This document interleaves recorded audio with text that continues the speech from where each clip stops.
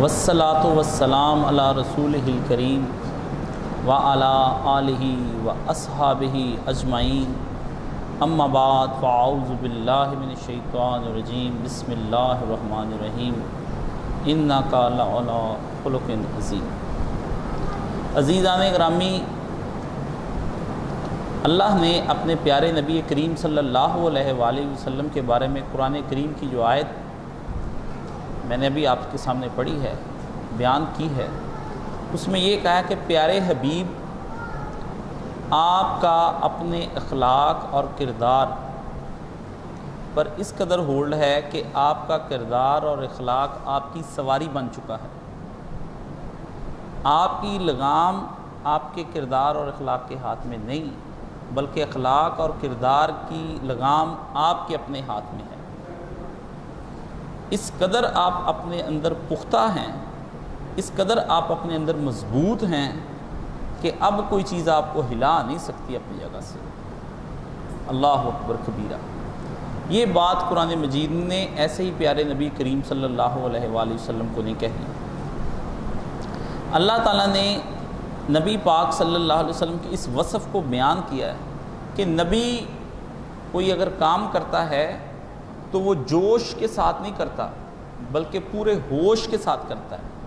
پہلے نبی کا کام ہوش، اور اس کے بعد پھر جو نبی کا کام چلتا ہے وہ پھر پوری قوت اور جوش، وقتی ابال، وقتی جوش، وقتی کوئی شے متحرک ہو جائے، وقتی اشتعال کی بنا پر نبی علیہ السلام نے کوئی کام نہیں کیا۔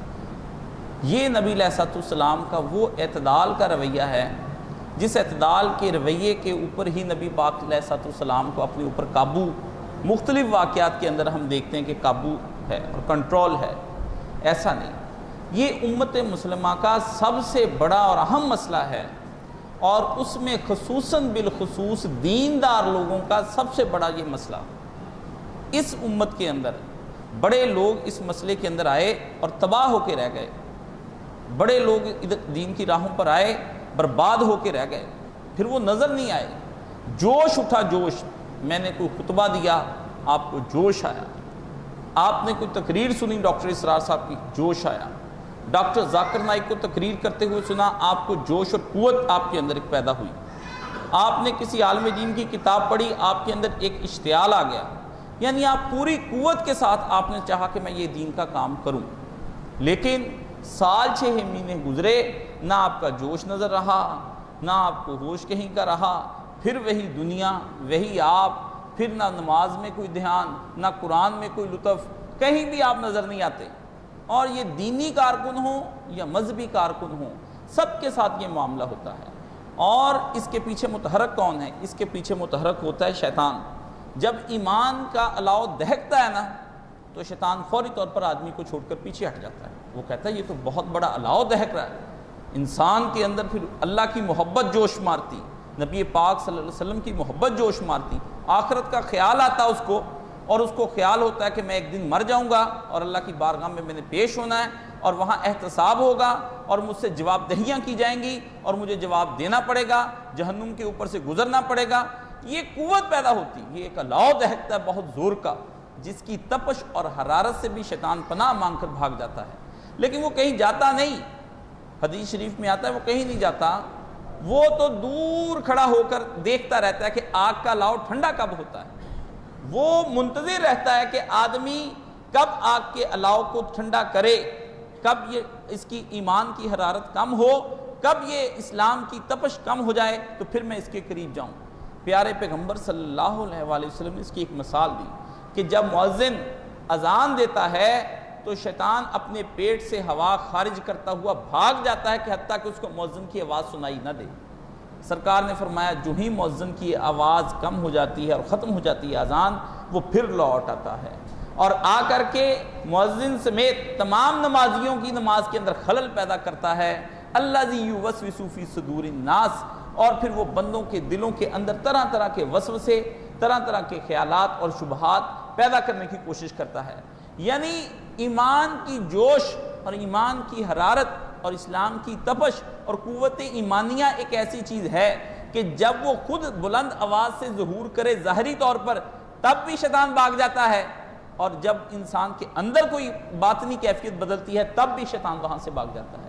لیکن شیطان بندے کو پورا خلوت کا موقع دیتا ہے، اس سے الگ ہو جاتا ہے. کیوں؟ وہ کہتا ہے تو اپنا چاؤ پورا کر لے، تو اپنا چاؤ پورا کر لے، تو اپنی ساری کوششیں پوری کر لے. نبی علیہ السلام کے دور میں صحابہ اکرام نے بڑے باواز بلند لبیک پڑھا، لبیک اللہم لبیک لبیک لا شریک لک لبیک ان الحمد والنعمت لک والملک لا شریک لک. اللہ اکبر. پیارے پیغمبر صلی اللہ علیہ وسلم کو حضرت جبریل امین نے کہا اے اللہ کے رسول ان سے کہیے کہ یہ باواز بلند پڑھیں، اللہ کو بڑا محبوب ہے یہ کلمہ. برسوں صدیوں کے بعد جا کر کے مکہ کی زمین پر یہ کلمہ دہرایا گیا ہے جہاں شرک کی اب جڑیں کٹ رہی ہیں اور توحید کی جڑیں بوئی جا رہی ہیں یہ بلند آواز سے. لیکن کچھ ایسے جوش میں آئے، اتنا باواز بلند پڑا کہ گلے کی آوازیں بیٹھ گئیں.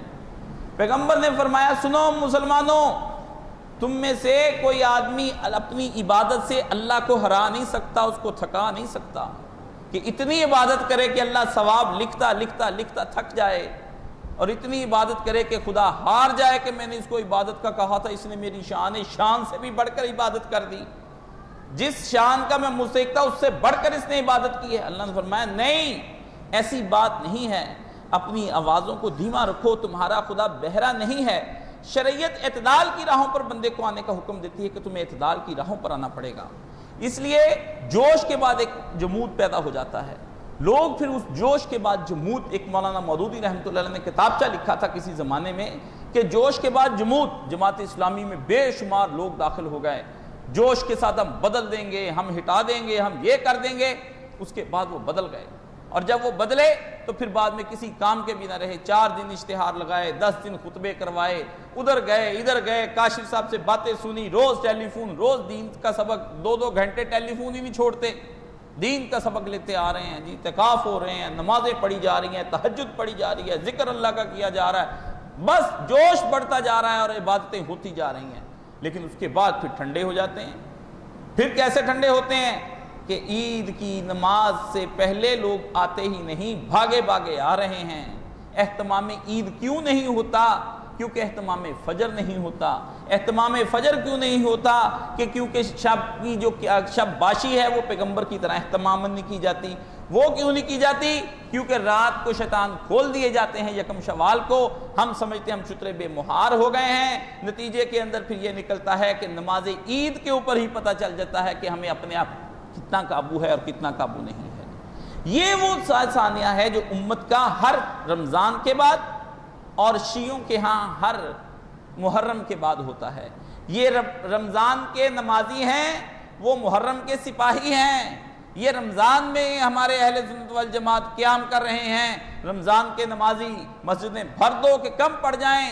حکومتیں پریشان ہیں کہ یہ مسجدیں کہاں سے اور لائی جائیں. اتنی مسجدیں بنا دی گئیں، پھر کم، پھر سڑکوں پر عبادتیں ہو رہی ہیں، سڑکوں پہ سجدے ہو رہے ہیں، سڑکوں پہ رکوع ہو رہے ہیں، وہاں آمین کی آوازیں بلند ہو رہی ہیں. لگتا ہے کہ روئے زمین پر خطہ پاکستان سارے کا سارا نور نلا نور سے بنا دیا گیا ہے. یہ مومنوں کی ادائیں ہیں. ہماری ان اداؤں کو دیکھ کر کے یقیناً فرشتے بھی خوش ہوتے ہیں اور اللہ رب العالمین بھی خوش ہوتا ہے. اور وہ لوگ جو اس رمضان المبارک کے اندر دین کا کام کرنے والے ہوتے ہیں ان کی تو خوشیاں ویسے ہی دوبالا ہو جاتی ہیں. وہ سمجھتے ہیں کہ امت ایک دفعہ سے پھر یکجان ہو گئی ہے اور پھر ایک دفعہ سے دین کی کوششوں کی طرف راغب ہو چکی ہے. وہ ایک کام کرنے کی کوشش کرتے ہیں. لیکن پھر یہ بات پیدا ہوئی کہ جب یہ رمضان کی چاند نظر آتا ہے اس کے بعد سے لے کر کے جب تک کہ ورکنگ ڈے شروع نہیں ہو جاتا نمازی کدھر کو چلے جاتے ہیں. سوشل میڈیا پر اعلان ہوتا ہے حضرات رمضان کے نمازی گم ہو گئے ہیں، ان سے کہیں تشریف لے آئیں. ان کو مسجد میں آنے سے روکا نہیں جائے گا، نہ ان کو مارا جائے گا. تشریف لے آئیں. یہ وہی مسجدیں ہیں جہاں اللہ رسول کی عبادت ہوتی تھی. یہ وہی مسجدیں ہیں جہاں ظہر و عصر و مغرب و عشاء فجر ہوتی تھی. یہ وہی مسجد ہے جہاں اعتکاف کیے گئے تھے. یہ وہی مسجد ہے جہاں قیام رمضان ہوا تھا. یہ وہی مسجد ہے جہاں تلاوت کلام پاک ہوئی تھی اور آپ سجدے سے نہیں اٹھتے تھے. حضرات ان سے کہیے یہ قرآن اللہ رسول کا واسطہ دوبارہ مسجدوں کی طرف آ جائیں، آپ کو کچھ نہیں کہا جائے گا. ظہر کی نماز کے وقت خوشیوں کے اندر بھول بھال کے اپنے رب کو، مسجدیں خالی پڑی ہیں، اور ہم نیند پوری کرنے پہ لگے ہیں. لوگوں کو عید مبارک کہنے کے لیے جاؤ تو لوگ سوئے ہوئے اٹھتے ہیں کہ رات بھر جاگتا رہا ہوں. کیا کرتے رہے ہو رات بھر جاگ کر کے؟ کون سی عبادت تم نے رات بھر کی ہے؟ وہ دنیا کون سی اکٹھی کی کہ جس نے تمہیں 30 دن کی پریکٹس کو ختم کروا کر کے اس نے تمہاری وہ 30 دن کی عادات کو قتل کر دیا، اس کو ختم کر دیا، اس کو برباد کر دیا، اور ایک ایسا ہی تھا جیسے توپ کے دھانے پر کسی کو رکھ کر اڑا دیا جائے اور اس کا وجود باقی نہ رہے، ایسے تم کو اڑا دیا گیا. وہ کون سی چیز تھی؟ کہاں چلے گئے وہ مسلمان؟ وہی پھر ڈانس پارٹیاں ہیں، وہی کھانے کی پلیٹیں ہیں رسول اللہ کے دور کی. کھایا پیا جائے لیکن ایسی کثرت سے کھایا جاتا ہے کہ وہ اسراف سے بھی آگے بڑھ جاتا ہے اور شیطان کے بھائی بہم بن جاتے ہیں. کون سی ایسی چیز ہے؟ کیوں رمضان کے ہم دیکھتے ہیں کہ عید کی نماز کو لوگ بھاگے ہوئے آ رہے ہیں؟ وہ کیوں بھاگے ہوئے آتے ہیں ذرا ہمیں بتائیے. وہ تو یہ تھا کہ عید کی نماز سے آدھا گھنٹہ پہلے آ کر یہاں تکبیرات پڑھی جاتی، بندہ خود آتا، اس کی اہلیہ آتی، اس کے بچے آتے، اس کی ماں آتی، اس کی بہن آتی، اس کے بھائی آتے، سب کو لے کر کے عیدگاہ میں آ کر کے آدھا گھنٹہ بیٹھ کر اپنے رب کی تقدیس بیان کرتا ہے. میرے مالک، ہم نے جتنی یہ باتیں کی، اللہ اکبر تو اس سے بڑا ہے. پھر دوسرا اللہ اکبر پکارتا، اللہ اکبر اللہ اکبر. اللہ سے پھر دوسرے تکبیر میں کہتا ہے یا اللہ جو کچھ بھی اب ہم کریں گے تو اس سے بھی بڑا ہے، تیری شان نہیں یہ ساری چیزیں. نہ شان رمضان تھا، نہ شان یہ عید ہم پڑھنے کے لیے آ گئے ہیں اگر تکبیریں بیان کر رہے ہیں. یہاں آ کر کس کو یاد تھا؟ عید کے دن کی کیا باتیں آپ کو بتائیں. اور یہ قیامت آئی ہے کہ مسلمانوں کا گھرانے ہیں اور وہاں کا ہی دن رات کی جو روزمرہ کی زندگی وہ تباہ ہو کر کے رہ گئی. اس کا صرف ایک ہی مرض ہے، اس مرض کو سمجھ لیں. اس کو ہم کہتے ہیں ضعف ارادہ. اپنے ارادوں میں آدمی کا کمزور ہو جانا اور قوت ارادی اس کی ختم ہو کے رہ جانا، ڈیسیژن نہ لے پانا، کوئی قوت فیصلہ نہ ہونا. کسی عالم کو تقریر کرتے سنا تو اس کی بلے بلے سنی، کہا میں اس جیسا عالم بن جاؤں گا. ایک دوست کو مجھے یاد ہے، وہ کسی زمانے میں ڈاکٹر ذاکر نائک کو دیکھتے قرآن پڑھا لوگوں کو سکھا رہے ہیں اور دین بتلا رہے ہیں، تو جب بہت سے لوگ دین کی باتیں وہاں پہ کرتے اور اسلام قبول کرتے، جوش آیا. مجھے کہنے لگے کہ میں ڈاکٹر ذاکر نائک کی طرف بننا چاہتا ہوں، اپنی تعلیم چھاڑ کے. بہت بڑی یونیورسٹی میں پڑھتے ہوئے. میں نے کہا آپ نہ بنیے، 5 سال کے بعد بن جائیے، پھر میں آپ کو بنا دوں گا. اس کے بعد ختم ہو گئے، کام ہو گیا. پھر وہ کسی کے پیچھے لگ گئے، یہ بڑی سی داڑھی رکھ لی اتنی لمبی. میں نے ان کے کزن کو کہہ دیا بھائی جان اتنی لمبی رکھیے، بس اس وقت کا انتظار کیجئے جب اتنی ہو جائے گی. اتنی جوش اور جذبات کے ساتھ یوں پانچے اوپر چڑھائے بھاگے جا رہے ہیں. پھر وہ وقت آ جاتا ہے کہ پانچوں کے نیچے تک سے بھی جو ہے پینٹ جا رہی ہے، اس کے بھی کوئی پرواہ نہیں. یعنی اس قدر اپنی آپ کو رکھنا کہ پہلے اللہ کی عبادت شب گزاری میں قرآن کریم پڑھتے ہوئے ساری رات ہونا، پھر ساری رات انٹرنیٹ پر اس کی گزر جاتی ہے. پہلے درود شریف پڑھتا ہے وہ جمعے کے بعد بیٹھ کر عصر تک کہ میں اپنے نبی کو ہدیہ بھیجوں گا. اس کے بعد پھر یہ ہوتا ہے کہ عصر کے بعد وہ بیٹھ جاتا ہے چیٹ کرنے کے لیے، غیر لڑکیوں کے ساتھ باتیں کرتا ہے اور موج کرتا ہے اور اپنے حجرے سے نہیں نکلتا ہے. یعنی کبھی تہجد کی نماز نہیں چھوٹتی. اور پھر یہ عالم ہوتا ہے کہ فرض نماز کی طرف کبھی دل نہیں لگتا ہے. یہ کون سی قیامت مسلمانوں پر آئی؟ ایک نگاہ پہ ٹھہرا ہے فیصلہ دل کا. انسان اپنا فیصلہ کر لے کہ اس کو کس جانب جانا ہے، یا اس کو دائیں جانا ہے یا بائیں جانا ہے. اللہ نے فرمایا اپنا فیصلہ لے کہ تجھے کن اصحاب میں شامل ہونا ہے، صحاب الیمین یا صحاب الشمال. کس جانب تجھ کو جانا ہے کہ جن کے ہاتھ میں دائیں ہاتھ میں نامہ اعمال ہوگا یا بائیں ہاتھ میں نامہ اعمال ہوگا. دونوں میں سے ایک کو دیکھا ہے انسان. اور تجھے کون سی چیز دھوکے ما غرک برب الکریم، تجھے اپنے رب کی طرف سے کس قسم کا دھوکہ ہو گیا کہ خدا کوئی بے وقوف ہے کہ وہ تیری جذباتی اور ساری لاؤبالی ذہن کی عبادات کو قبول کر کے تیرے اگلے پچھلے گناہوں کو چھیڑے گا نہیں. کبھی شب قدر کی تلاش ہوتی ہے اور کبھی اماوس کی رات کی تلاش ہوتی ہے. ہاں وہ شب قدر جس کے اندر انسان غفلت نہیں برتا، اور پھر ایسی شبیں آتی ہیں کہ جس کے اندر غافلین میں لکھا جاتا ہے کہ یہ اٹھ کر عبادت تو کیا فجر کی نماز پڑھنے کو تیار نہیں ہے آدمی. بہانے ہیں انسان کے کہ وہ ضعف ارادہ کا مریض ہو جاتا ہے. دنیا کے اندر سب سے برا آدمی دین اور دنیا کے حوالے سے ضعف ارادہ کا مریض ہے کہ جس کے اندر قوت ارادہ ہی نہیں ہے، قوت فیصلہ ہی نہیں جس کے اندر کہ میں کون ہوں. آیا میں محمد رسول اللہ صلی اللہ علیہ وآلہ وسلم کا امتی ہوں یا مجھے کسی اور راستے کو اختیار کرنا ہے. دونوں میں سے ایک راستہ اختیار کرے، یا سراسر موم ہو یا پھر سنگ ہو جا. یہ دونوں میں سے ایک معاملے کو اختیار کرنا ہے. یہ کبھی وہ معاملہ اور کبھی وہ معاملہ. گو کی کیفیات، ایک جمعہ اور چند آیتیں سنی تو دل کی کیفیت بدل جائے. پھر اسی کے بعد کسی جگہ کا کوئی اور جگہ کا پیغام آیا اور وہاں کی رونقیں دیکھیں اور ایک دو گانے سنے تو دل کی کیفیت ادھر کو بدل جائے. یہ کیا ہے؟ یہ نیکی اور بدی کا اختلاط. اللہ رب العزت نے کہا یہ معاملے بڑے خطرناک ہیں, انسان سے بتا دے محمد رسول اللہ صلی اللہ علیہ وسلم. یہ اختلاط اس طرح اللہ کے ہاں برداشت نہیں ہے. خدا تو کہتا ہے کہ جب وہ ایمان لائے آمنا, انہوں نے کہا لو آمنا ثم استقاموا, پھر وہ ڈٹ گئے. اللہ نے فرمایا جب کہا کہ ہم ایمان لے آئے اور اس کے بعد وہ ڈٹ گئے, ثم استقاموا, اپنی جگہ پر مضبوط ہو گئے. اسی لیے اہدنا الصراط المستقیم کے بارے میں جب آتا ہے تو مستقیم استقامت سے نکلا ہے کہ جو اپنی جگہ پر بالکل رہے اور ہلے نہیں. خداوند عالم میں تجھ سے اس سیدھے راستے کی التجا کرتا ہوں جس سیدھے راستہ بالکل اپنی جگہ پر موجود ہے اور وہ راستہ کبھی ہلے گا نہیں. یعنی شریعت ڈگمگاتی نہیں, وہ یہ نہیں کرتی کہ آج اگر خوشی ہے تو انسان کی کیفیت اور ہے اور کل ہے تو پھر اور ہے. گھر میں مرگ ہو گئی تو کسی کو نماز یاد نہ رہی, شادی آ گئی تو پھر کسی کو نماز یاد نہ رہی. شادیوں کا تو یہ عالم ہے کہ بڑے بڑے متقی پرہیزگار 5 وقت کے نمازیوں کو دیکھا ہے وہ شادیوں کے اندر وہ گم ہیں اور اس کی خوشیوں کو ان کو پتہ ہی نہیں کہ نماز پڑھی جائے گی یا نہیں پڑھی جائے گی. بڑی بڑی نیک خواتین ہیں, ان چشم نے خود دیکھا کہ 5 وقت نماز پڑھتی تھیں, نماز کا وقت ہوا, کہا اتنا میک اپ 2 گھنٹے لگا کر کے 3 گھنٹے کروا کے آئی ہوں, اب اس کو کیسے دھو کر کے نماز پڑھوں گی. میک اپ لے کر عورت کو بیٹھ گیا. شادی کی تقریبات ہیں, ناچ بھی ہو رہا ہے, گانا بھی ہو رہا ہے, خدا اور رسول کی مخالفت بھی ہو رہی ہے, اور اس کے بعد پھر نماز کہیں ملتی نہیں. اور پھر کہتے فون کر کے پوچھتے ہیں کاشی صاحب وہ بتایا تھا آپ نے حضور پاک نے کبھی کبھی 2 اکٹھی کر کے بھی پڑھی ہیں تو پڑھ لیں. اللہ اکبر. رسالت مآب صلی اللہ علیہ وسلم نے ولا خوف ولا عذر ولا مطرن, پیغمبر کے پاس نہ خوف تھا نہ عذر تھا شادی کا. سن لو, کوئی عذر نہیں تھا, تب پیغمبر نے اکٹھی کر کے کی.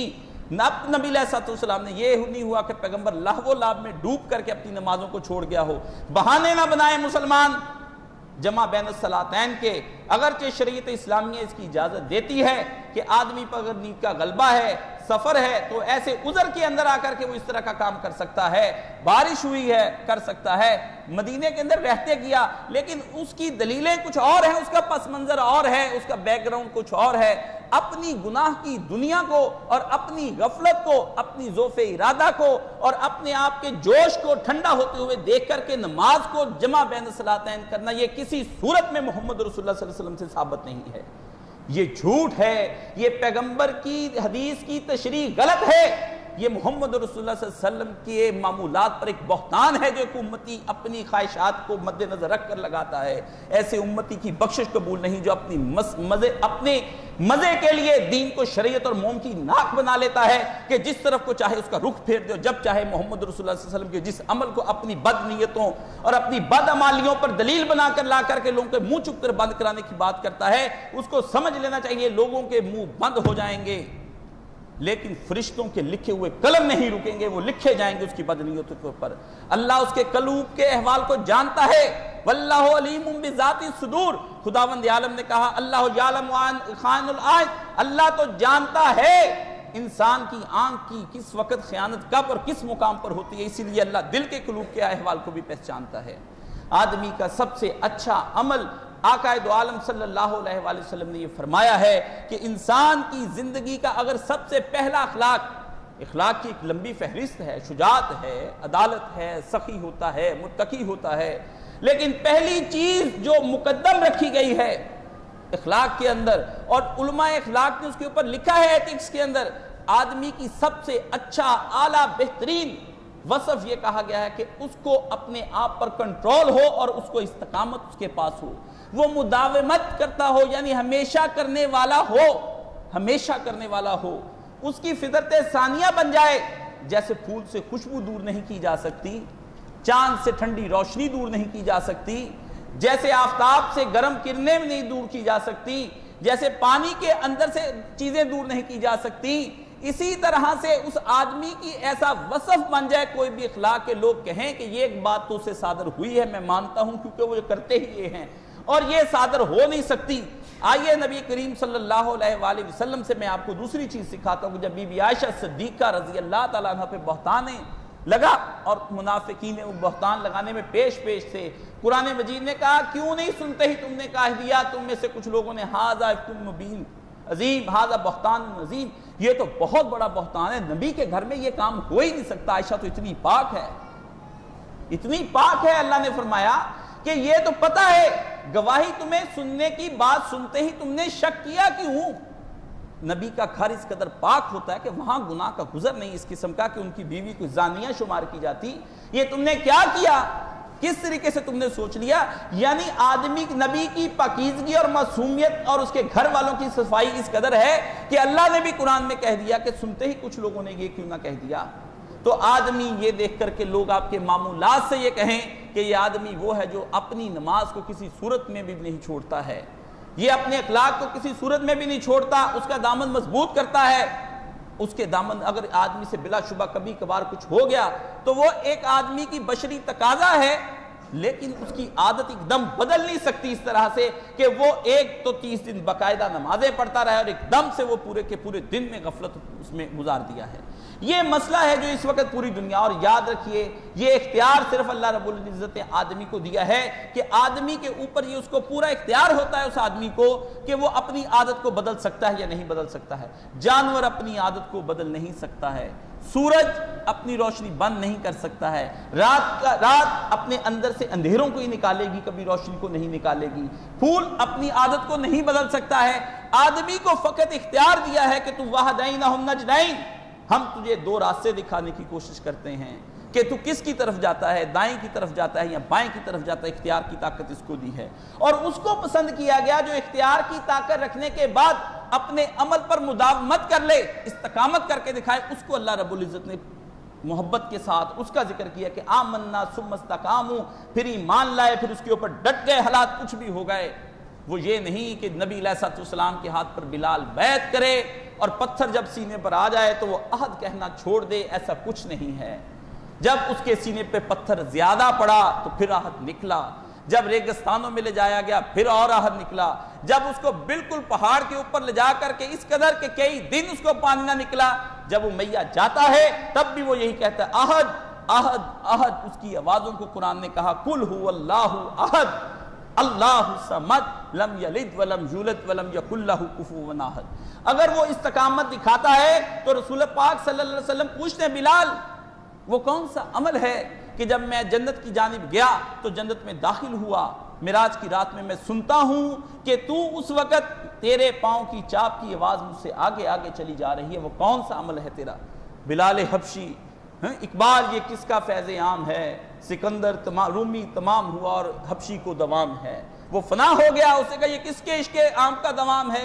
کس کو دوامیت مل گئی؟ جس نے اپنے عمل میں دوامیت پیدا کی اس کو دوامیت مل گئی، دائمیت مل گئی، جس نے نہیں پیدا کی اس کو کچھ بھی نہیں ملے گا۔ اس لیے یہ وصف ہے کہ آدمی اپنے اندر یہ بات سمجھ لے کہ مجھے اپنی پوری زندگی کو کس طریقے سے چلانے کی کوشش کرنا ہے۔ اس لیے پیارے پیغمبر صلی اللہ علیہ وآلہ وسلم کے بارے میں بی بی عائشہ صدیقہ رضی اللہ تعالیٰ عنہ سے پوچھا گیا، اے ہماری بی بی ہم کو یہ بتائیے کہ نبی کریم صلی اللہ علیہ وآلہ وسلم کا کیا تھا عمل؟ سنت کس شے کو کہتے ہیں؟ سنت وہ شے ہے کہ نبی نے ترک نہیں کی جب تک کہ نبی کو کوئی بہت بڑی وجہ نہیں بن گئی، کوئی وجہ نہیں بن گئی بہت بڑی تو نبی کو ترک کرنا پڑی، کوئی بہت بڑا مسئلہ ہوا نبی علیہ السلام نے ترک کر دی۔ ورنہ سنت کی راہ تو وہی ہے کہ آدمی اس کے اوپر چلتا چلا جائے۔ فرض نہیں کہہ رہا ہوں، نبی کا سنت اس کے مستحب اعمال، فرض کی بات، یہاں تو فرضوں کا تیا پانچا کیا جاتا ہے، یہاں تو فرضوں کا قیمہ کیا جاتا ہے، یہاں تو فرض اپنی جگہ سے ہل جاتے ہیں۔ نبی کی سنت مستحب اعمال کہ جن کو کر لیا جائے تو ثواب ہی ثواب، نہ کیا جائے تو خدا کے ہاں پوچھ نہیں۔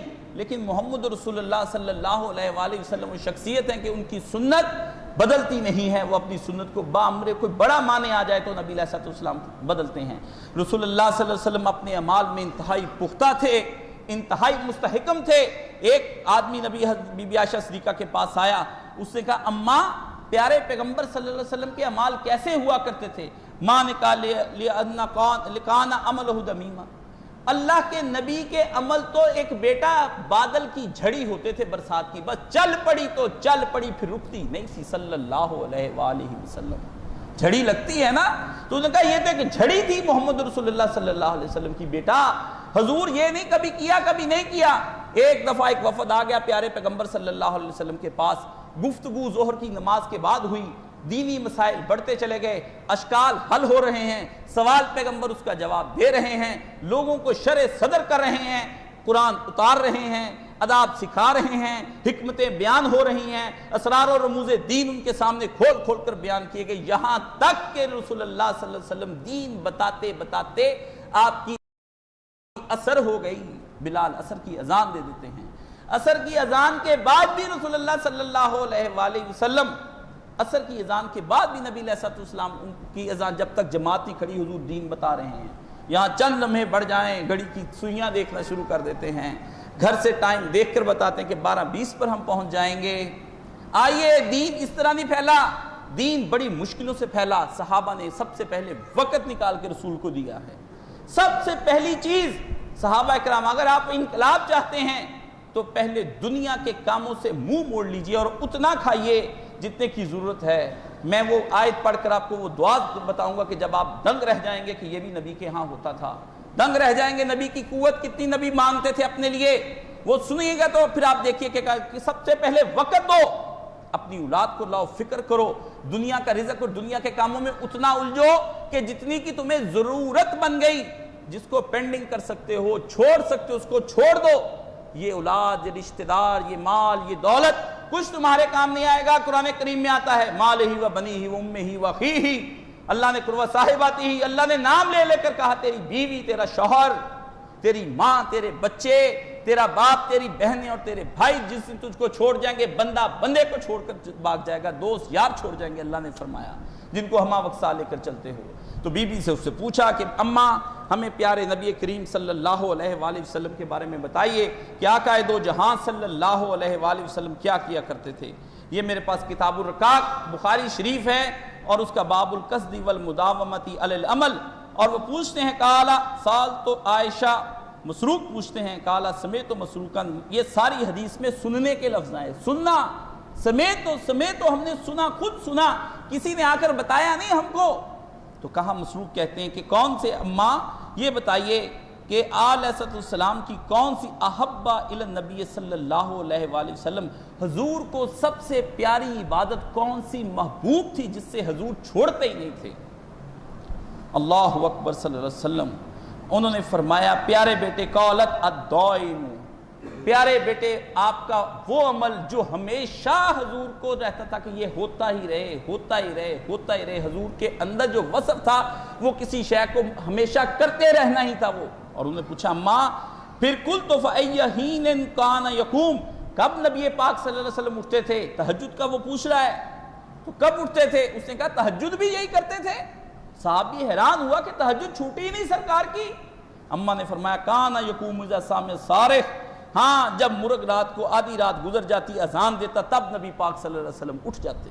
اور پھر نبی علیہ السلام نے فرمایا، عائشہ صدیقہ کہتی ہیں حضور صلی اللہ علیہ وسلم کو وہ نیک کام بہت پسند تھا، الذی یدوم علیہ صاحبہ، جس کو آدمی ہمیشہ کرتا رہے۔ حضور کا کوئی صحابی آپ کے شاگرد آپ کے پاس آتا تو آپ اس کو دیکھ لیتے کہ یہ نیک کام ہمیشہ کرنے والا، یہ نہیں کبھی مسجد میں آیا 4 رکعتیں پڑھ لی، کبھی نہیں پڑھی، کبھی قرآن سیکھ لیا، کبھی نہیں سیکھا۔ ہاں ہمیں کہہ جاتے ہیں جی ہم ہیلو ہم آپ کی طرف آ رہے ہیں، پھر آ رہے ہیں، پھر فون آتا ہے 4 گھنٹے کے بعد ہم نہیں آ رہے ہیں۔ یہ عالموں سے سیکھنے کا طریقہ کار ہے۔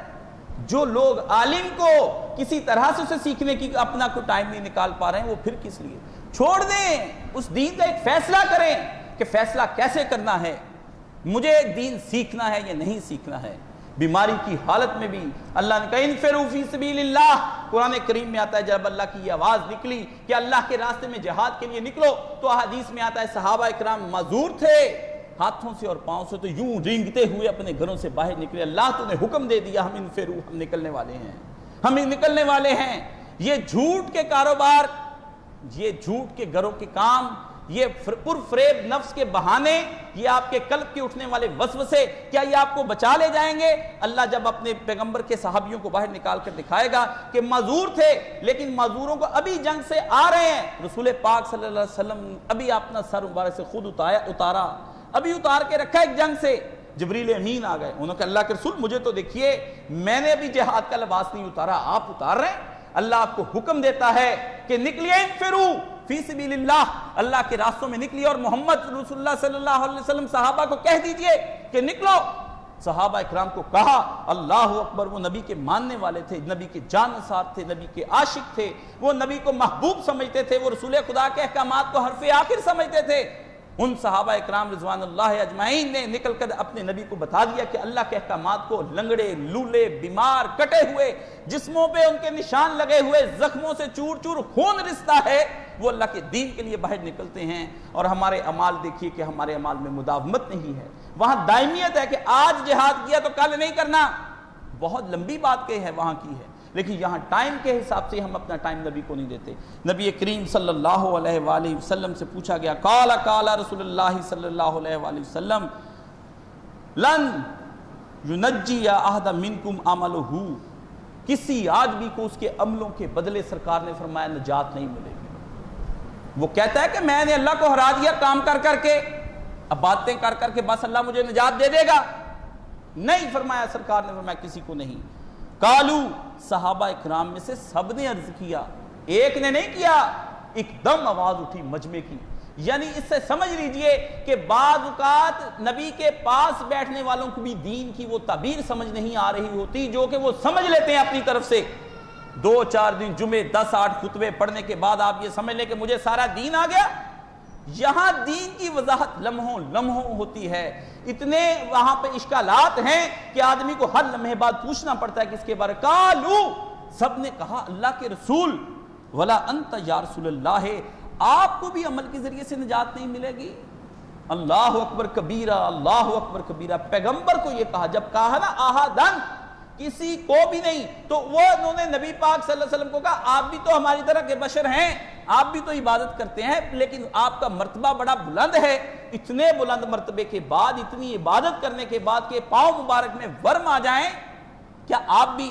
قال رسول اللہ صلی اللہ علیہ وآلہ وسلم ولا نا الا ان یدا غمدانی اللہ برحمت، فرمایا ہاں مجھ کو بھی نہیں جب تک کہ اللہ مجھ کو اپنی رحمت سے پوری طرح ڈھانپ نہ لے، پوری طرح ڈھانپ نہ لے۔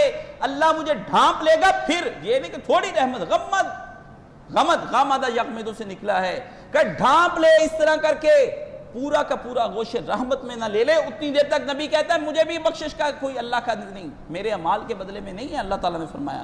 اور آپ علیہ السلام نے فرمایا اللہ اکبر، سددو وقاربو وغدو وروحو وشیء من الدلجتی والقصد القصد تبلغو۔ اور سنو میرے بھائیوں، سنو، تم کو چاہیے کہ درستی کے ساتھ اپنے عمل کرو، اپنے عملوں کے اندر کوئی ٹیڑھ میڑ نہیں ہونی چاہیے۔ عبادت کرو تو پوری مضبوطی کے ساتھ، خوش دلی کے ساتھ، کشادگی قلب کے ساتھ عبادت کرو، کوئی بوجھ نہیں کرنا کہ مجھ پہ ایک لاد دیا گیا ہے اور اب میں گدھے کی طرح کا بوجھ اٹھا کر چلنا ہی ہے، فرمایا نہیں کرو۔ اور پھر فرمایا وقاربو، اور اس کے اندر میانہ روی اختیار کرو۔ پیغمبر نے فرمایا یہ نہیں کہ آج 70 نمازیں شروع کر لی ہیں، 70 نفل پڑھیں، اب پھر صبح کو ایک نفل چھوڑو، فرض بھی جاتے رہے ہیں۔ فرمایا نہیں، اعتدال میں رہو، صبح اور فرمایا صبح اور شام اور اسی طرح کو رات کو چل لیا کرو۔ مثال دی پیغمبر صلی اللہ علیہ وسلم نے کہ جیسے مسافر گھر سے نکلتا ہے تو کچھ سفر وہ صبح کر لیتا ہے، کچھ سفر پھر وہ شام بیٹھ گیا، پھر شام کو کچھ سفر کر لیتا ہے، پھر کچھ دیر سو گیا، پھر رات کو سفر کر لیتا ہے۔ اپنے کام کو نبی نے فرمایا 24 گھنٹے وہ جاری رکھتا ہے۔ صبح ورد کرنے کے لیے بیٹھا تو کیا ہوا، اشراق کی نماز پڑھ کے اٹھا، پھر شام کو پتہ ہی کوئی نہیں بھی کہاں کہ ورد پڑھنے، شام کی عبادت کہاں چلی گئی، کون پڑھتا ہے؟ صبح کے ورد سب پڑھ لیتے ہیں، لیکن نبی علیہ السلام کے امسا اور اصبح دونوں کے آئے ہیں، صبح اور شام کو بھی پیغمبر بیٹھ کے نماز مغرب کے بعد بہت لمبے ورد کیا کرتے تھے، بہت لمبے ورد ہوتے تھے نبی کے۔ ہم نے صبح کو کر لیے، نماز مغرب کے بعد گم ہیں۔ ہائے نبی کریم صلی اللہ علیہ وآلہ وسلم کی سمت کے کیا حال ہوں بیان، ہاں، کہ دن صبح گزرتی ہے جام کے ساتھ اور رات گزرتی دل آرام کے ساتھ، عاقبت کی خبر خدا جانے، اب تو گزرتی ہے آرام کے ساتھ۔ یہ کون سی قیامت آ گئی کہ ان کا نبی فجر کے بعد بھی بیٹھا اللہ کو یاد کرتا ہے اور مغرب کے بعد بھی بیٹھا ہے۔ ہمارے کام ختم نہیں ہوتے ہیں، سڑکوں پہ بھاگ دوڑ ہے، لائٹیں جلا دو، شام ہو گئی تاکہ گاہک اور آ جائیں، میں کماتا رہوں، حتیٰ کہ عید کے روز بھی دیکھا میں نے، عید کے دوسرے دن ہمارے ہی روڈ پر ایک آدمی نے دکان کھولی ہوئی، کہتے جی مجھے کہنے لگا ٹینشن ہوگی. میں نے کہا ٹینشن ہوتی تو خدا کے گھر کو آباد کرتا, یہاں لینے کے لیے کیا آیا ہے؟ گھر کے اندر دل نہیں لگتا تھا تو خدا کے گھر کے اندر جا کے دل کو لگاتا. اللہ کے نبی نے فرمایا عرش کے سائے کے تلے اس آدمی کو قیامت کے دن جب کوئی سایہ نہ ہوگا اس کو جگہ ملے گی جس کا دل مسجد کے اندر اٹکا رہا کہ ابھی فرصت ہو تو جا کے مسجد میں اللہ کی بارگاہ میں پیش ہو جاؤں, دربار الہی کے سامنے جھک جاؤں. مالک میرا انتظار کرتا ہے کہ کب بندہ اپنے دنیاوی کاموں سے فارغ ہو کر کے میری طرف آ جائے. یہ مالک بیان کرتا ہے. فرصت کے لمحات صرف اللہ کے لیے ہیں, عیاشیوں کے لیے نہیں ہیں. ٹائم پاس نہیں کیا جا سکتا دوستو, بزرگوں, عزیزوں. ٹائم کو کل نہیں کیا جا سکتا. ٹائم کو صرف کیا جا سکتا ہے تو استعمال کیا جا سکتا ہے. شریعت اسلامیہ میں انٹرٹینمنٹ کسی شے کا نام نہیں, کسی شے کا نام نہیں. جو چیز تم کو غفلت میں ڈال دے, چاہے وہ تمہارے اپنے گھر کی اولاد سے لے کر کے تمہارے کاروبار تک چلی جائے, یا فیس بک پر لگے یوٹیوب پہ دھڑا دھڑ یہ دیکھ لوں کلپ تو پھر ختم کروں گا, یہ دیکھوں گا تو کلپ ختم کروں گا, اور ہر 2 منٹ کے بعد اٹھا کر کے تم اپنے موبائل میں سٹیٹس چیک کرتے ہو. یہ فرصت کے لمحات ہیں جو تم خدا کو نہیں دیتے, شیطان کو دیتے اور ضائع کرتے ہو. جو لوگ یہاں ٹائم کو ویسٹ کر کے جائیں گے, اللہ ان سے پوچھے گا کہ تم ہمارے اس وقت میں کیا کرتے رہے تھے جبکہ تم ہمیں یاد کر سکتے تھے. خدا تو تمہارے انتظار میں تھا. رسول اللہ نے فرمایا وروح وشیء من دلجا, اعتدال کے ساتھ چلتے رہو, چلتے رہو. پھر فرمایا والقصد القصد تبلغوا, حتیٰ کہ تم منزل مقصود تک پہنچ جاؤ. چلتے رہو, چلتے رہو, چلتے رہو. اور فرمایا کہ آدمی کو یہ چاہیے کہ وہ صبح شام اپنے رب کی عبادت میں لگا رہے. اور یہاں پر یہ حضرت جنید بغدادی رحمۃ اللہ علیہ کو کسی نے خواب میں دیکھا. مولانا وحید الزمان یہ اہل حدیث ہیں, اللہ کے ولیوں کو بھی مانتے ہیں. یہ بات بن چکی کہ اہل حدیث اپنے اللہ کے ولیوں کو نہیں مانتے, جتنا یہ مانتے ہیں تم بھی نہیں مانتے. جیسا ہم مانتے ویسا تم نہیں مان سکتے, تمہاری اپروچ ہی نہیں وہاں تک. ہم ولی خدا کو سمجھتے ہیں کہ وہ اپنی ذات کو خدا کی ذات کے سامنے لے جا کر فنا کر دیتا ہے, اپنی خواہشات کو مٹا دیتا ہے. جو اس کی زائد خواہشات ہوتی ہیں وہ اپنی ضروریات پر تو چلتا ہے, لیکن عیاشیوں اور آرام دہ زندگی کی طرف اتنا نہیں بڑھتا ہے جیسے ہم بڑھے جاتے ہیں. ہم ان کا نام حضرت جنید بغدادی سے کسی نے پوچھا کہ یا حضرت خواب میں آئے وہ لطائف, وہ ذرائف, وہ عشقیہ باتیں, وہ نعتیں, وہ جملے, وہ شعر, وہ لمبی چوڑی کام, وہ صبح شام یہ پڑھنا پڑھانا کیا ہوا؟ فرمایا کچھ کام نہیں آیا, کچھ کام نہیں آیا. وہ تہجد کی کچھ رکعتیں تھیں جو اللہ کی بارگاہ میں کام آ گئیں, کام آ گئیں اللہ کی بارگاہ میں تہجد کی رکعتیں. اس وقت انہوں نے کہا وہ رویا, اللہ نے کہا 2 رکعتیں پڑھ کے تجھ اس وقت رویا تھا نا, چھوڑ. یہ عبادتیں تو ریا تھیں, یہ تو دکھاوے تھے, یہ تو نمود تھی, یہ تو نمائش تھا. یہ تو وہ تہجد کہ تو تنہا تھا, بیوی غفلت کی نیند سو رہی ہے, بیٹا موج کی نیند سو رہا ہے, گھر میں ہو کا عالم ہے, اندھیرا ہے, خاموشی ہے, دنیا سو چکی, گناہ کرنے والے بھی گناہوں سے تنگ آ کے گناہ کر کے سو گئے.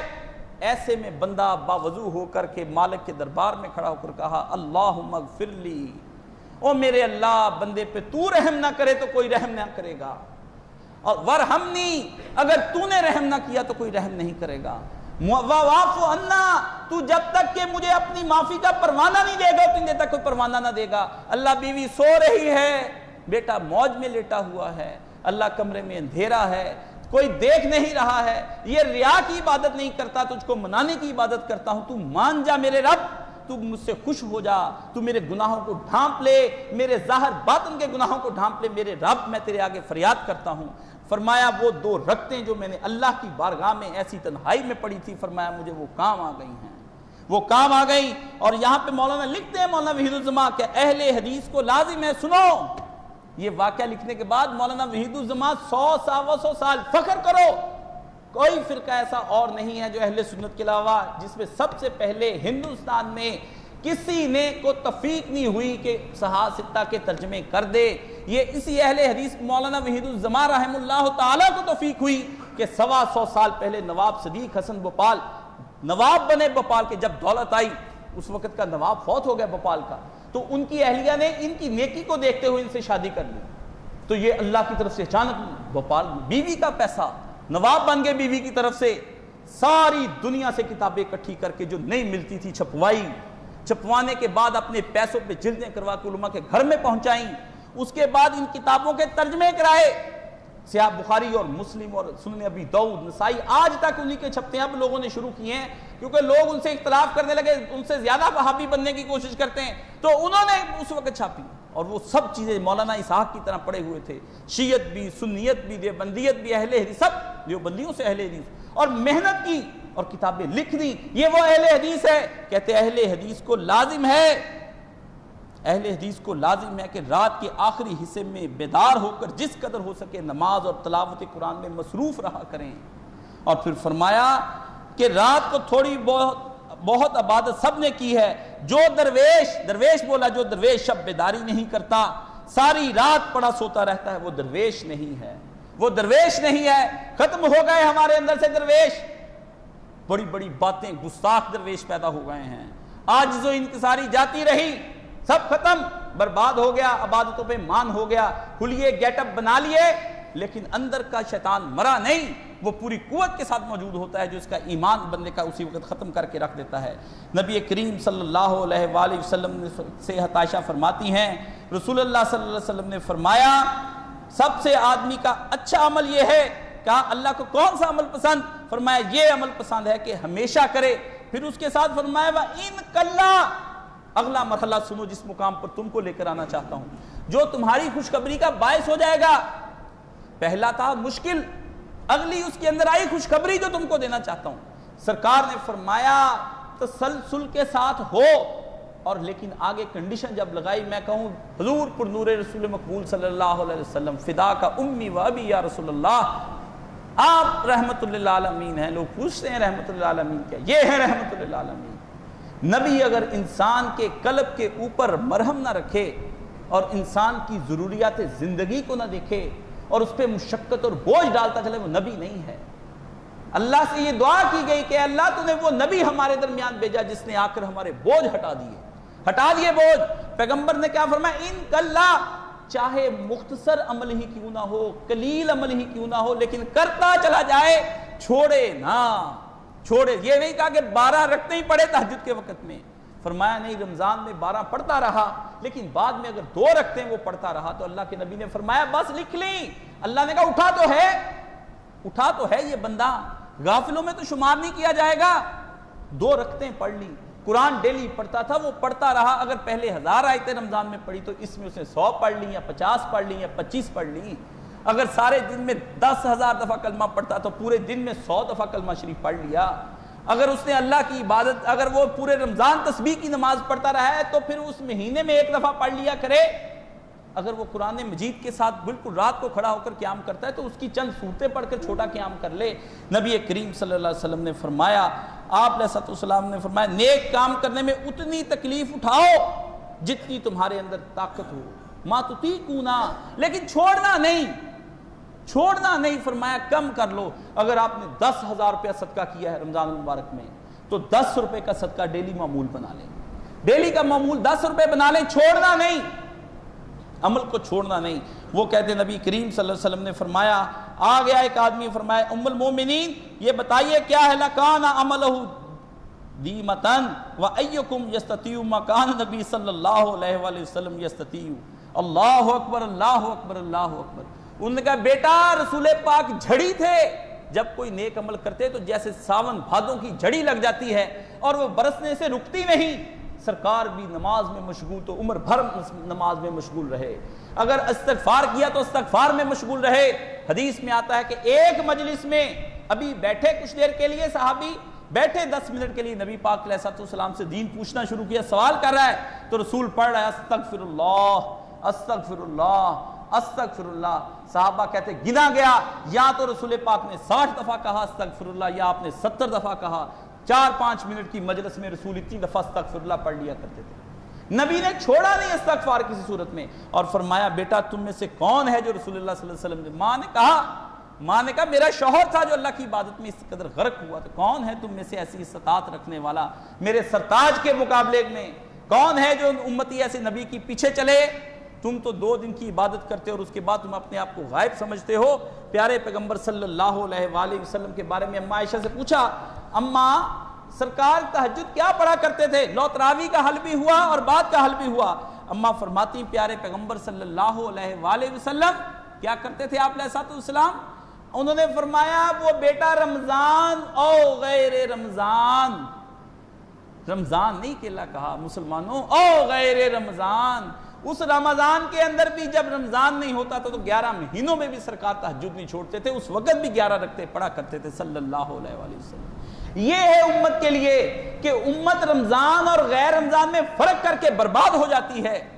محمد رسول اللہ صلی اللہ علیہ وسلم کے ہاں رمضان اور غیر رمضان کا کوئی بھی تصور نہیں پایا جاتا ہے، کوئی تصور نیکی کا پایا نہیں جاتا۔ ہاں رمضان کے اندر پھر پوچھے کہ اس کے بارے میں بتائیے اس کی فضیلت اور خوبی کیا ہوئی، تو یہ سمجھ لو کہ اگر نبی علیہ السلام عام دنوں کے اندر صدقہ کرتے تھے تو حدیث میں ہی آتا ہے کہ سرکار نے بی بی عائشہ کہتی ہیں کہ رمضان میں تو نبی پاک صلی اللہ علیہ وسلم صدقہ کرنے میں تیز آندھی ہو جایا کرتے تھے، تیز آندھی ہو جایا کرتے تھے۔ طوفان آیا، جڑیں اکھاڑ دی درختوں کی، نبی کا اس وقت سخی پن اس قدر بڑھ جاتا تھا کہ افلاس والے کی مفلسی باقی نہیں رہتی تھی، اتنا نبی دیا کرتے تھے اس کو رمضان میں۔ جڑیں اکھڑ جاتی ہیں تو پیغمبر نے مفلسی والے کی جڑ اکھاڑ کر کے وہاں آپ علیہ السلام نے اس کو اتنا اس قدر سیر کر دیتا ہے محمد رسول اللہ صلی اللہ علیہ وسلم کہ وہ خود دینے والا بن جاتا ہے اگلے رمضان تک۔ یہ تھی نبی رمضان میں آپ جلدی اٹھاتے، اور حدیث میں آتا ہے کہ آخری عشرے میں تو بیدار اٹھو اٹھو اٹھو اٹھو میرے گھر والوں اٹھو، ان حجرے والیوں کو کوئی اٹھائے، یہ سخت کلمے ہیں نبی علیہ السلام کے، اٹھائے ان حجرے والیوں کو، اپنی بیویوں کو سنا کر کے کہتے 7 حجرے بنے تھے سرکار کے، تو نبی علیہ السلام باواضح بولا ان کو اٹھائے، ان کو کہو کہ فتنے اتر رہے ہیں، میری آنکھیں کچھ اور دیکھتی ہیں، ان کو کہو کہ خزانے لٹ رہے ہیں کہ میری آنکھیں کچھ اور دیکھتی ہیں۔ یہ پیارے پیغمبر صلی اللہ علیہ وآلہ وسلم کا ہے کہ رمضان اور غیر رمضان میں کوئی آپ عبادت کے دوران کوئی کمی نہیں کرتے تھے، لیکن رمضان میں عبادتیں 2 چند نہیں، 100 چند نہیں، 10 چند نہیں، 100 چند ہو جایا کرتی تھی، 100 گنا بڑھ جاتی تھی محمد رسول اللہ صلی اللہ علیہ وسلم کی۔ تو نبی کریم صلی اللہ علیہ وسلم نے فرمایا کہ ان فی لیلۃ لساعۃ لا یوافقها رجل مسلم یصال اللہ فیہا خیرا من امر الدنیا والآخرہ الا اتاہ ایہ وذلک کل لیلہ، ہر رات میں ایک گھڑی آتی ہے، گھڑی سے مراد آج مجھ سے سمجھ لیں آپ، لوگ سمجھتے ہیں کہ ابھی ایک لمحے کے لیے وقت آیا اور چلا گیا، ساعتن 8 ساعتیں ہیں پورے دن اور رات کے اندر، 3 گھنٹے کی ایک گھڑی ہوتی ہے، 3 گھنٹے ہر رات کے اندر ایسے آتے ہیں۔ نبی علیہ السلام نے فرمایا کہ بندہ کوئی بھی شے دنیا اور آخرت کی جو بھی اللہ سے مانگتا ہے اللہ اس کو عطا فرما دیتا ہے۔ لمحوں کی بات نہیں کی اللہ نے کہا اٹھتے اٹھتے 1 گھنٹہ لگ جانا ہے اس کو، رات کا دن کا کام کر کے تھکا ہوا ہے، یہ بیچارہ اٹھتے اٹھتے گھنٹہ لگ جائے گا، فریش ہونا ہے، نہانا ہے، کپڑے بدلنے ہیں، کچھ آنکھیں ملنی ہیں، کچھ ادھر کروٹ لی، کچھ ادھر کروٹ لی، کوئی نفس کی منت کی، کوئی ہاتھ جوڑے اٹھ جا اٹھ جا اٹھ جا اٹھ جا، کوئی اللہ کی بارگاہ میں۔ فرمایا دن بھر کا تھکا ہوا ہے، یہ دن بھر کی تھکی ہوئی عورت ہے، سارا دن شوہر کا کام کرتی رہی، بچے سنبھالتی رہی، بس ہو گئی ہے، اب اٹھے بھی تو کیسے اٹھے، میں کیوں ایک ساتھ، یہ اللہ کی رحمت نہ ہوتی اگر 1 لمحہ دیتا یا 1 منٹ دیتا، یہ رحمت نہیں ہے، یہ رحمت نہیں، یہ بندوں پہ وہ رحمت نہیں جو رحمت ہونی چاہیے۔ 3 گھنٹے اللہ رب العزت منتظر ہے کہ بندہ کب ہماری بارگاہ کے اندر آ، 3 گھنٹے اللہ تعالیٰ کہتا ہے کہ یہ تو وہ ہے کہ ہم دے کے ہی رہیں گے اس کو، کچھ کہا کہ ہم پینڈنگ کریں گے، یہ اس میں مانگے تو صحیح، اس کی دین اور دنیا کے لیے ہوگا۔ 3 گھنٹے جو متواتر نبی علیہ السلام 3 گھنٹوں میں 3 دفعہ سوتے اور اٹھتے، اور 3 دفعہ آپ علیہ السلام کو، یہ ہر کلو لیلہ یعنی رمضان کے علاوہ بھی رات آئی، میں نے اس لیے پڑھا لفظ کل اس لیے لے کر آیا ہوں، یہ آیت پہلے رمضان میں بھی تم کو سنائی، میں نے کہا متا کوئی آدمی یہ دھوکہ کھا جائے مبادہ میرے سامنے آ کر کے رمضان میں یہ رات آتی ہے اس کے بعد یہ رات آتی نہیں ہے، فرمایا کلو لیلہ، ہر رات وہ محرم کی ہو، وہ 10ویں کی ہو، وہ عید کی ہو، غیر عید کی ہو، وہ ذی الحجہ جائے، وہ آپ کے اوپر گھڑی قیامت کی گھڑی ہو، ماں کے مرنے کی گھڑی ہو، باپ کے مرنے کی گھڑی ہو، آپ کی شادی کی رات ہو، آپ کے یہاں خوشیاں منائی جا رہی ہوں، 3 گھنٹے میں سوچے جو آدمی اس وقت زنا کرتا ہوگا وہ 3 گھنٹے رحمت منتظر ہے، وہ 3 گھنٹے زنا کر رہا ہے، سوچے وہ آدمی جو اس وقت اپنی فیس بک کے اندر مشغول ہے تو 3 گھنٹے اللہ فیس بک کی اس کی دیکھ رہا ہے اور اس کے بعد میں غور کر رہا ہے کہ یہاں تو ہم تیرے منتظر ہیں، وہاں تیری کہیں اور جگہ پہ آنکھیں ہیں۔ 3 گھنٹے سوچے تو صحیح، وہ لہو و لعب کی راتیں سوچے، وہ لہو و لعب کے اندر گری ہوئی راتیں سوچے، وہ اپنے آپ کو غفلت میں دیکھے، خدا سے منہ موڑ کر کے کہ 3 گھنٹے وہ انتظار کرتا ہے، 8 ساعت دن رات میں آتی ہیں، وہ گھڑی میں انتظار کرتا ہے کہ بندہ کب مجھ سے مانگے. فرمایا کل, اور نبی علیہ الصلوۃ والسلام نے فرمایا. اور عبداللہ بن عمر رضی اللہ تعالیٰ عنہ بیان کرتے ہیں رسول اللہ نے فرمایا داؤد علیہ السلام کی نماز اور داؤد علیہ السلام کا روزہ احب الصلاۃ الی اللہ صلاۃ داؤد, اللہ کو حضرت داؤد علیہ السلام کی نماز اور اس کا روزہ بہت پیارا اور محبوب ہے. فرمایا اللہ کے رسول وَأَحْبُ الصِّيَامِ لِلَّهِ صِيَامُ داؤد کان ینام, پھر خود ہی فرمایا سرکار نے ینام نصف اللیل ویقوم سدسہ وینام ثلثہ ویصوم یوما ویفطر یوما. اللہ اکبر, متفق علیہ. کیا کرتے تھے, رات آپ نصف شب سوتے, آدھی رات سوتے, اور پھر نصف رات, پھر اس کا رات کا تیسرا حصہ اللہ کی بارگاہ میں کھڑے ہو جاتے, اور کھڑے ہو کر اللہ کی عبادت کر کے پھر کیا کرتے, پھر سو جاتے, پھر فجر کے لیے لگ اٹھا کرتے تھے. یہ نہیں کسی کے ساتھ فجر گزارنی ہے. میں نے دیکھا ہے کہ جو آدمی تہجد گزار ہوتا ہے وہ اس کی کوشش ہوتی ہے کہ فجر پڑھ کے ہی سوؤں, یہ جڑ اکھاڑ ہی دوں ایک دفعہ نا, جو اکھاڑنی میں نے اس کا تو کیا پانچا کروں نا. اس کے بعد اتنی موٹی آنکھیں سوج جاتی ہیں تہجد گزاروں کی. کیوں؟ بعد میں سونا نہیں. فرمایا ایسا سوئے کہ اس کے بعد پھر اس کو اٹھے, اور اٹھ کے بعد پھر سونے کا اتنا ٹائم مل جائے کہ بعد میں اس کو وہ اشراق کے وقت تک بیٹھ سکے, ورنہ اشراق کے وقت تک بیٹھا نہیں جاتا, بہت مشکل ہو جاتا ہے. بتائیے نا ہم وہ اس طریقے سے چلتے ہی کچھ نہیں. تو فرمایا پھر اس کے بعد ایک دن کا روزہ رکھتے اور اگلے دن پھر نہیں رکھتے, پھر روزہ رکھتے پھر نہیں رکھتے. یعنی 6 مہینے حضرت داؤد علیہ السلام کا روزہ ہوتا اور 6 مہینے حضرت داؤد علیہ السلام کا روزہ نہ ہوتا. یہ نبی کریم صلی اللہ علیہ وسلم نے فرمایا حضرت داؤد والا کوئی نوجوان اگر کر سکے اپنا 1 سال تو ایک نوجوان کو ہر ایک کو کرنا چاہیے نا, کہ ایک دن روزہ, ایک دن اسی طرح تہجد پڑھے. بڑی فرصت ہوتی جوانی کے اندر, بڑی فرصت ہوتی, کر لے. بڈھوں کو بھی کرنا چاہیے, جو بڈھے فارغ ہو گئے ان بڈھوں کو تماش بینیوں کے اندر وقت نہیں گزارنا چاہیے. کیبل پہ سارا دن خبروں کے بہانے دیکھتے ہیں, اینکر پرسن کو آنکھیں ٹھنڈی ہو رہی ہیں, کوئی نہیں, وہاں ادھر آنکھیں ٹھنڈی ہو رہی ہیں, وہاں جہنم کا الاؤ دہک رہا ہے, تیری آنکھیں ٹھنڈی ہو رہی ہیں, وہاں آگ بڑک رہی ہے. کر لے یہ آنکھیں سیکنی, ادھر سیک ادھر, تجھے سیکا جائے گا. اللہ نے فرمایا ہم اس طرح کر دیں گے جیسے جلی ہوئی سری ہوتی ہے, یہ جلی ہوئی سری ہوتی ہے. فرمایا اس طرح تیرا چہرہ کر دیں گے. دیکھ لے اب کتنا دیکھتے ہیں. انہی آنکھوں کے سامنے ہم تیری آنکھوں کو کہیں گے کہ بول تو اس کو کیا کرتا ہے. نبی کریم صلی اللہ علیہ وسلم نے فرمایا من صام رمضان ثم اتبعه ستا من شوال کان کصیام الدہر. اس آدمی نے جس نے روزے رکھے اور اس کے بعد 6 روزے شوال کے رکھے.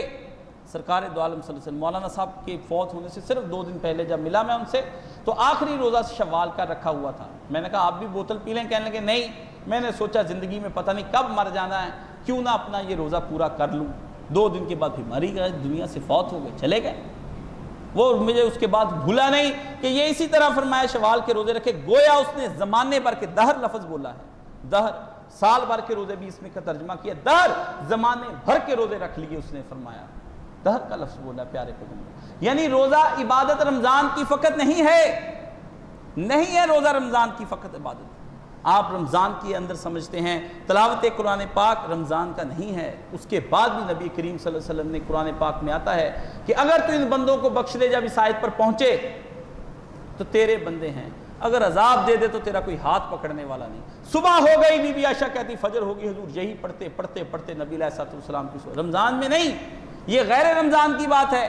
تہجد بھی غیر رمضان میں تم کو بتا دیا, نماز بھی بتا دی, پھر اس کے بعد تم کو بتا دیا روزے بھی نبی علیہ الصلوۃ والسلام غیر رمضان میں, قرآن بھی غیر رمضان میں, صدقات بھی غیر رمضان میں.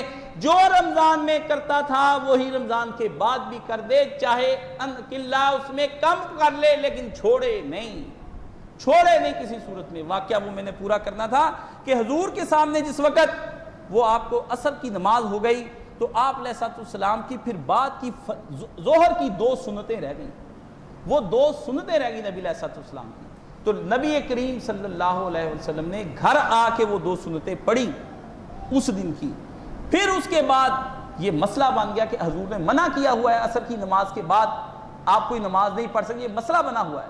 وہ اس لیے منع کیا کہ جب آخری وقت تک عصر چلی جائے تو وہاں اس کے بعد پھر کیا پڑھنا, سورج غروب ہونے تک, وہ تو منع ہے غروب کے ٹائم کے تک. لیکن نبی علیہ الصلوۃ والسلام نے پھر ساری زندگی عصر کی نماز کے بعد وہ 2 سنتیں نہیں چھوڑی, کہ ایک دفعہ قضا ہو گئی تھی، وہ 2 قضا پڑھتے رہنا ہے اس کی، ظہر کے بعد بھی پڑھ لینی، لیکن وہ چونکہ شروع کر لی تھی اس دن 2 کے بعد، عصر کے بعد، تو 1-2 کا کفارہ عمر بھر سرکار پڑھتے رہے کہ وہ جو چھوٹی ہے نا 2، وہ میرا عمل نہ ختم ہو جائے۔ بیویوں نے پھر بتایا کہ سرکار وہ 2 لوگوں نے کہا کہ وہ کون سے نفل پڑھتے تھے؟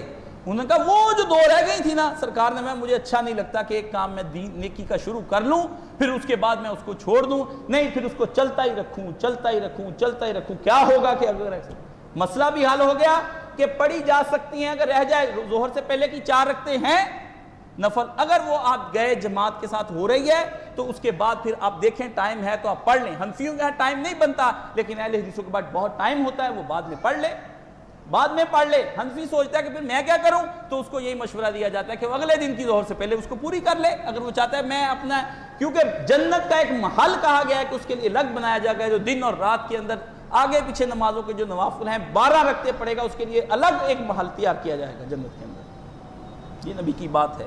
اب اس کے بعد آخری بات کر کے آپ کو سناؤں اور پھر ختم ہو جاؤں۔ مصیبت یہ ہے کہ رات کو دل کو گھبراہٹ ہو جاتی ہے، دل بیٹھتا ہے، بہت سے لوگ کہتے ہیں خوف پیدا ہو جاتا ہے، بہت سے لوگ اپنے امراض کے بارے میں مجھے کہتے ہیں کہ یہ امراض مجھے پیدا ہوتے ہیں، جی نہیں چاہتا نماز پڑھنے کو، ٹھیک ہے نا، بے چینی اور بے قراری کی کیفیت، نیند نہیں آتی، ادھر۔ ایسے دوست مجھے ملے ہیں 8 گھنٹے کہتے بستر پہ لیٹا رہا، نیند نہیں آئی، اور دائمی مرض ہو گیا ان کو، یہ ہمیشہ کے لیے علاج کروا رہے ہیں۔ گھبراہٹ کیا کرے ایسے میں؟ نبی کریم صلی اللہ علیہ وآلہ وسلم سے بی بی عائشہ صدیقہ رضی اللہ تعالیٰ عنہ بیان فرماتی ہیں کہ حضور نبی کریم صلی اللہ علیہ وآلہ وسلم نے مستدرک الصحیحین میں یہ آتی کہ رات کے وقت اذ تزور من اللیل، جب نبی علیہ السلام کو رات میں کبھی گھبراہٹ طاری ہو جاتی، کچھ پریشانی لاحق ہو جاتی، کوئی قلبی طور پر بے چین ہو جاتے، یا کچھ امور دنیا سوچتے ہی، یا بعض اوقات آدمی اپنے رزق کی وجہ سے پریشان ہوتا ہے کہ میں کیا کروں، یا رات کو ایسا مسئلہ بن گیا کہ بچیوں کی شادیاں کرنی، پیسہ نہیں ہے، رزق نہیں ہے، کھانے کو یہ نہیں ہے، یہ اس مصیبت میں دشمن نے مقدمہ کر دیا ہے، تو جب رسول پاک کو یہ پریشانی ہوتی تو کیا ہوتا؟ قال رسول اللہ کیا ورد کرتے؟ یہ ورد اپنا لیں، چین آ جائے گا۔ بڑے بڑے بندوں کو بتایا، انہوں نے کہا اتنا سا ورد کیا، چین آ گیا، قرار آ گیا دل کو، اور پہلے یہ سوچے کہ یہ وہ ورد ہے، اس ورد سے پہلے ایک چھوٹا مراقبہ کرے۔ کیا مراقبہ کرے؟ کہ ذہن میں لے آئے کہ سرکار مسجد نبوی کے ساتھ بنے حجرے کے اندر لیٹے ہوتے تھے، حضور پر نور بھی کبھی کبھی اس طرح گھبراہٹ کا شکار ہو جاتے تھے، گھبراہٹ ہو جاتی تھی آپ کو بھی، تب میرے آقا دو عالم صلی اللہ علیہ وسلم یہ پڑھتے تھے۔ آج امتی بھی ان کی تقلید کرتے ہوئے یہ پڑھے گا، کیا؟ لا الہ الا اللہ الواحد القہار، وہی ایک اکیلا رب ہے، کیا ہے؟ الواحد، اکیلا ہے۔ پھر فرمایا القہار، قہار کا مطلب یہ نہیں کہ عذاب ہی بھیجی جائے، قہار کا مطلب ہوتا ہے کنٹرولر۔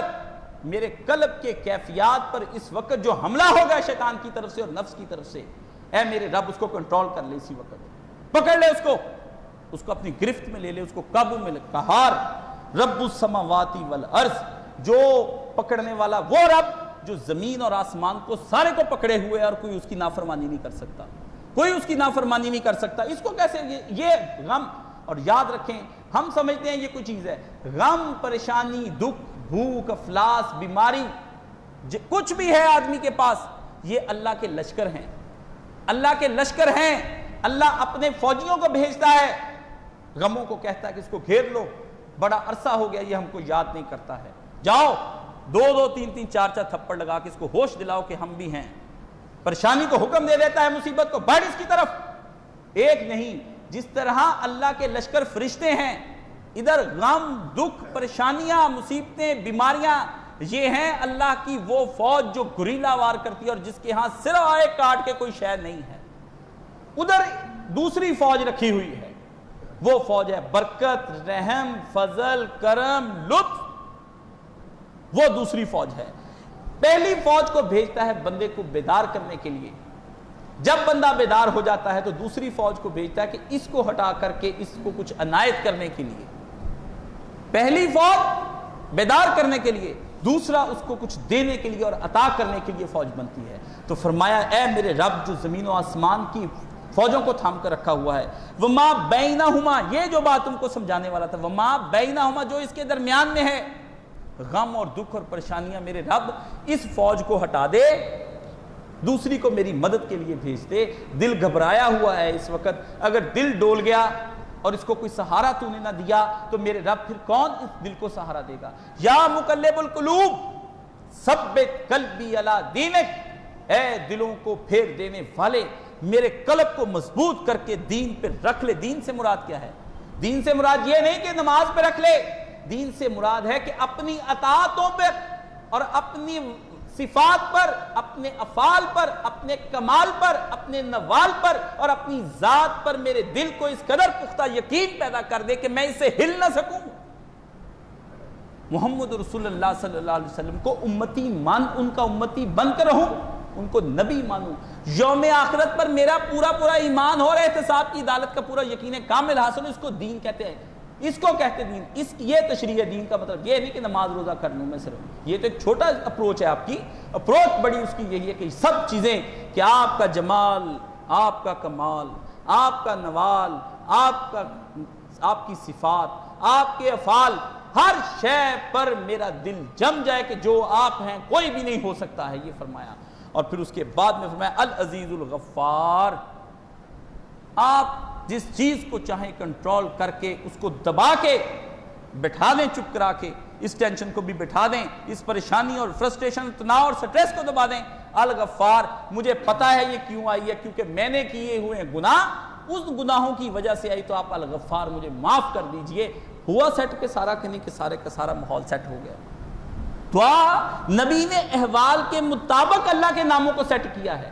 تو یہ اس دعا کی تصویر آپ کھینچ لیں، اور اس کو کوئی آدمی کو مخیر ہوتے ہیں آپ کے اندر 20 آدمی، کھینچ کے لے جا کے بعد میں وہاں پہ فوٹو کاپی کروا کے اگلے جمعے لوگوں کو دے دیا کریں. کب کریں گے یہ کام؟ تصویریں کھینچ کے گزارے نہیں ہوتے، کچھ بانٹا کریں تاکہ آپ کا صدقہ جاریہ. کتنی چیزیں ایسی ہیں، ہماری والدہ مرحومہ ہوتی تھی، وہ جو آتا تھا اس کو دعائیں پڑھنے کو دے دیتی تھی، جو مولانا صاحب دیتے تھے دعائیں وہ کروا کے فوٹو سے جیسی مینو انہوں نے لکھی ویسی نہیں جانی، انہوں نے 500 کروا لینی ہر دعا کا، اس کا ایک بنا کے 6 10 11 انہوں نے بنائے، ہر سے ایک پیپر نکال کے سٹیپ لگا کے اس کو آتے کو تحفہ دے دی، پھر اگلا دعائیں بانٹ دی، پتہ نہیں صدقہ جاریہ ان کا ایسا ہو گیا. دعائیں. تو آپ بھی یہ دیکھیں تو دعا سب سن لیں. لا الہ الا اللہ الواحد القہار رب السماوات والارض وما بینہما العزیز الغفار. قہار تک آدھا آ گیا، اس کے ساتھ ملا کے پھر العزیز الغفار. پہلے واحد القہار، پھر آیا العزیز الغفار. ٹھیک ہے، تو یہ دعا جو ہے یہ مستدرک علی الصحیحین میں آیا ہے، جلد اس کی 1 اور صفحہ 540 ہے. ہمیں یہ چاہیے کہ ہم رمضان کو اب گنوائیں نہ. جو رمضان ہاتھ آیا ہے یہ بڑی مشکل سے زور لگا کے جمعے پڑھائے پچھلے اور اس کے اندر دعائیں بتائیں، وہ ضائع نہ کریں. آپ کی جو عادتیں نیکیوں کی بن چکی ہیں وہ عادتیں بنائے رکھیں. آپ کی برائیوں سے جو بچنے کی عادتیں بن چکی ہیں وہ اپنی عادتیں اور مضبوط کر لیں، اس جانب نہ جائیں کہ آج فیس بک کا فیک اکاؤنٹ بھی کھول لو، کچھ فلم بھی تھوڑی سی دیکھ لو، کچھ گانے بھی تھوڑے سے سن لو، کچھ غفلت بھی تھوڑی سی کر لو، ملیں جو شرابوں میں شرابیں تو نشہ بڑھتا ہے. ایسے نہ کچھ الٹے سیدھے کام کرے کہ اپنا آپ سارا تباہ ہو جائے، رمضان بھی ہاتھ سے جاتا رہے اور غیر رمضان تو پھر ہو، اور بن جائیں آپ رمضان کے سپاہی، پھر نمازی، اور وہ بن جائیں محرم کے سپاہی. اپنے اعمال پر ہم غور کریں. اے ہمارے رب، ہم کو ہمارے اعمال کے اندر استقامت عطا فرما، دوام عطا فرما. ہمیں اگرچہ تھوڑا کرے لیکن ہمیشہ کرنے کی توفیق عطا فرما. ہمیں ہمارا رمضان غیر رمضان ایک جیسا بنا دے. ہمارے رب ہمیں ایک جیسا بنا دے. جن گناہوں کو چھوڑ چکے میرے رب ان کو ترک کرنے کی توفیق عطا فرما. جن نیکیوں کو اختیار کر چکے بھلے کم ہو جائیں لیکن اس سے کبھی نہ ہم سے چھڑا. ہم کو پوری طرح استقامت عطا فرما، مضبوط قلب عطا فرما، مضبوط ذہن عطا فرما، مضبوط جسم عطا فرما.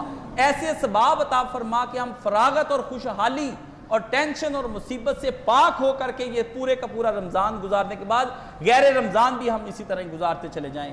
غموں سے نجات عطا فرما، پریشانیوں سے نجات عطا فرما. اسباب رزق نہیں تو اسباب رزق عطا فرما. جن کے پاس رزق ہے ان کو کشادہ رزق عطا فرما. یا الہی جو دکھ، پریشانیاں، مصیبت، الام، ہجوم، بیماری، بھوک، افلاس، جہالت، جو کچھ ہے اللہ سب سے ہم کو نجات عطا فرما، اور ہم کو اس کے بدلے میں جو دوسرا لشکر ہے فضل، کرم، رحمت، برکت، لطف، مہربانی، عطا، رحمانیت، رحیمیت، وہابیت، رزاقیت، یا اللہ ان تمام لشکروں سے ہم کو ہمت عطا فرما، بہرہ مند فرما، ہم پہ خاص رحمت عطا فرما۔ وآخر دعوانا ان الحمدللہ رب العالمین۔